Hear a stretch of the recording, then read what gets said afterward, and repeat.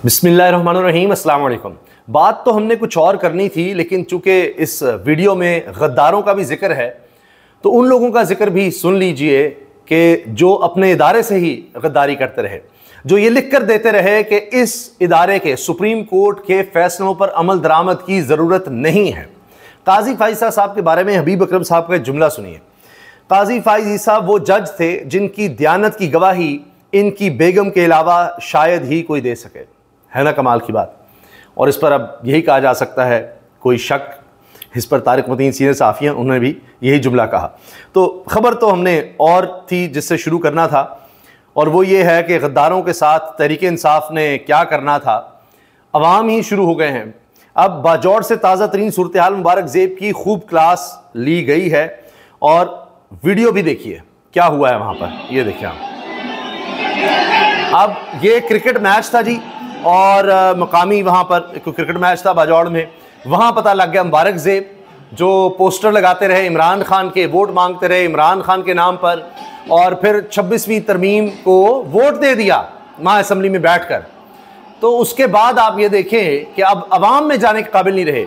बाजौड़ से ताल्लुक़ रखने वाले, खैबर पख्तूनख्वा से ताल्लुक़ रखने वाले लोगों ने ये बात कही, उनके कारकुनों ने, कि हम ऐसे नहीं हैं, बाजौड़ के लोग ऐसे नहीं हैं, इसने ये किया है, हम ऐसे नहीं हैं, हमारे लिए बदनामी का बायस है। तो अब आप देखें कि ये हुआ है। अब ये लोग बाहर नहीं निकल सकते, सोशल बायकॉट की तरफ जा रहा है, और यही पूरे पाकिस्तान में हाल है। अब आप ये देखिए, पाकिस्तान वाकई बदल चुका है। पहले होता था कि लोटा है तो क्या हुआ, कोई मसला नहीं, अगली पार्टी में पैसे लो, अगली पार्टी में पैसे बनाओ, ये सब होता था। आज आप देखिए क्या हाल हो गया है राजा रियाज का। कहीं नजर आते हैं, कोई जिक्र करता है उनका। इसी तरह दूसरों का भी आप देखेंगे।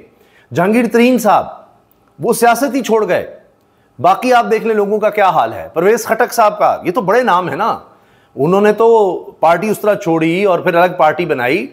तो ये तो मुबारक ज़ेब के साथ तो जो हो रहा है, ये तो कहानी और तरफ है। बाजौड़ क्रिकेट मैच में लोगों ने मुबारक ज़ेब को देखकर आपस से बाहर हुए, और सब लोग मुबारक ज़ेब की तरफ दौड़ पड़े और लोटा लोटा नारे शुरू कर दिए। मुबारक ज़ेब मौके से फरार होने में कामयाब। ये देखिए आप, ये खबरें लग रही हैं और ये खबरें चल रही हैं। अच्छा, एक बड़ी दिलचस्प खबर है, और इस पर अब बहुत देखना होगा, तज्जिया आएंगे। खबर है, खबर तो खबर है, उस पर तज्जिया किया जा सकता है, अंदाजे लगाए जा सकते हैं। मगर खबर यह है कि अडियाला जेल से खबर है कि इमरान खान ने 2 दिन से मुकम्मल खामोशी इख्तियार कर रखी है।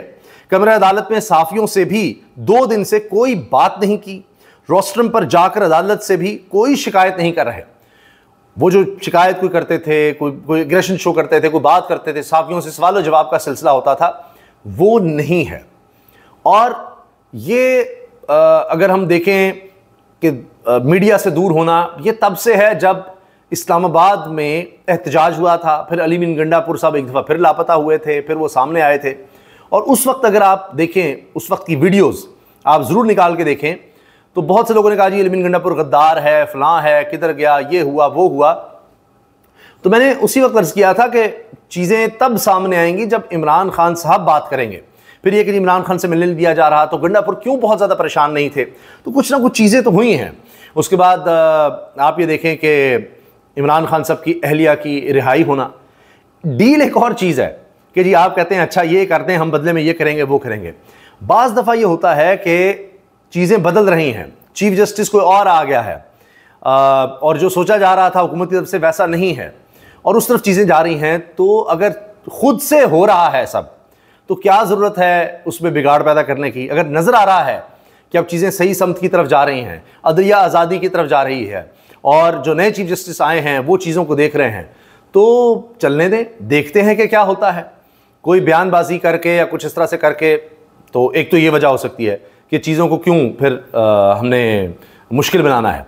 तो अगर चीज़ें स्मूथ चल रही हैं, पीर के दिन इमरान खान का केस भी लगा हुआ है, तो अब देखना होगा, अब वेट एंड सी। अगर इमरान खान को लगता है कि वाकई इंसाफ होना शुरू हो गया है, तो वो क्यों किसी से शिकवा करेंगे, शिकायत करेंगे। बाकी जो जेल में उनके साथ हो रहा है वो बता रहे हैं, तो अब उस तरह से हो नहीं सकता। हमने आपको भी खबर दी कि 6 जजेस से जो मुलाकात की है चीफ जस्टिस ने, उसके बाद पैगाम भी चला गया है कि अब किसी जज को धमकाया गया तो फिर देखेंगे, यह बर्दाश्त नहीं होगा।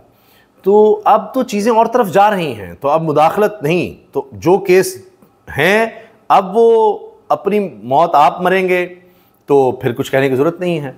तो तो देखते हैं कि अब इसमें क्या होता है, लेकिन ये खामोशी बहुत अहम है। इमरान खान की खामोशी बहुत बहुत बहुत अहम है। अच्छा जी, पंजाब हुकूमत का IMF प्रोग्राम पर हमला, अहदाफ हासिल करने में नाकाम। IMF ने सूबों का बजट सरप्लस रखने की शर्त आयद की थी। सिर्फ पंजाब का खसारा, सिंध का 131 अरब, पख्तूनख्वा 103 अरब, बलूचिस्तान का 85 अरब रुपए का सरप्लस, पंजाब हुकूमत का 160 अरब रुपए का खसारा है। नतीजा, पाकिस्तानियों पर मजीद टैक्स, ये होगा जी। और वो टैक्स आप और हम अदा करेंगे, उस पर मरीम नवाज साहिबा अपनी इश्तिहारबाजी करेंगी। उनके लिए कुछ नहीं, वो लाडली हैं, बाकी सब सूबे सरप्लस दें, मरीम साहिबा के लिए कोई ज़रूरत नहीं है, बाकी सारा पाकिस्तान भुगतेगा।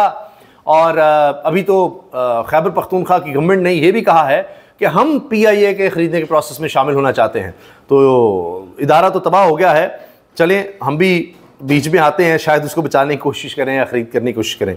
अली बिन गंडापुर ने मौलाना फजलुर रहमान साहब को फिर आड़े हाथों लेना शुरू कर दिया है।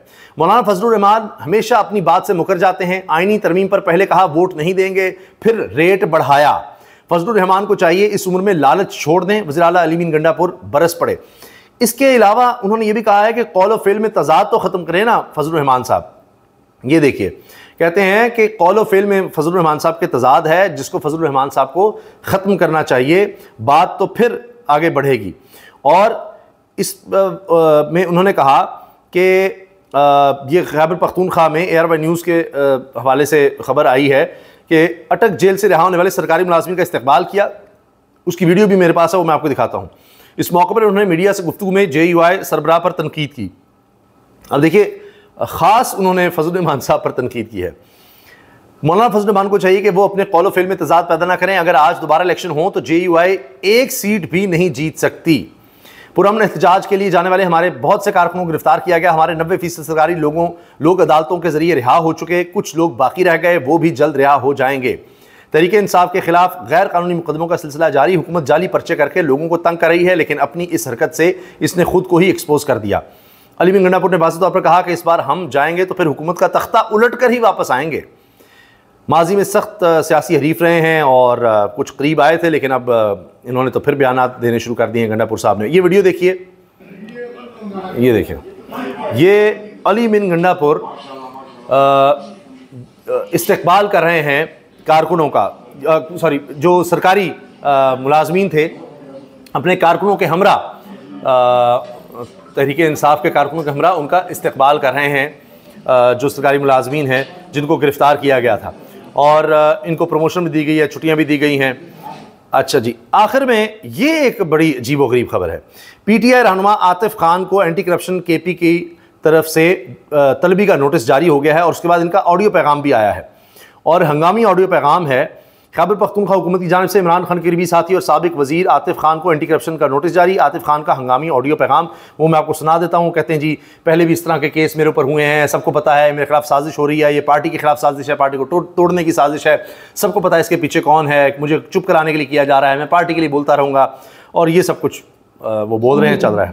ये आप सबको पता है कि ये नोटिस क्यों आया है और किसके कहने पे आया है, और बहरहाल पार्टी को नुकसान देना है और पार्टी को नुकसान, खान साहब को नुकसान है। तो फिर ये वजाहत करते हैं जी, उस वक्त मैं तो ना वजीर था, ना मैं उस वज़ीर आला था, तो दीगर लोग थे, तो ये कौन कर रहा है, उन्होंने नाम नहीं लिया, लेकिन लग ये रहा है कि वो अली बिन गंडापुर पर तनकीद कर रहे हैं, क्योंकि ये हुकूमत की तरफ से है, एंटी करप्शन डिपार्टमेंट सूबाई हुकूमत के अंडर आता है, तो इस वजह से उस पर वो तनकीद कर रहे हैं। देखते हैं अब ये इस पर क्या आगे होता है। एक खबर मैं आपको और दे दूं कि जो भी मिलता है इमरान खान से जाकर, कोई शिकायत किसी की करता है, बर्स करें कोई खबरें आई उनकी अहलिया मिली तो उन्होंने कहा कि उस तरह का एहतजाज नहीं हुआ, मैं सब खैबर पख्तूनख्वा में देख के आई हूँ, कोई और लीडर जाके मिलता है या बहनें मिलती हैं, हत्ता कि फवाद चौधरी तो कह रहे हैं कि इमरान खान साहब की अहलिया और उनकी बहनों को अब रेजिस्टेंस को लीड करना चाहिए। तो जो भी जाकर मिल रहा है इमरान खान उसको तहम्मुल का कह रहे हैं कि तहम्मुल करें, पार्टी के मामलात हैं, आप परेशान ना हो, देख लेंगे, कर लेंगे। और वही बात वो तहम्मुल नज़र आ रहा है कि अब वो साफ़ियों से भी उस तरह बात नहीं कर रहे, कोई उस तरह ज़्यादा सख्त लफ्ज़ नहीं बोल रहे, सख्त जुमले नहीं बोल रहे।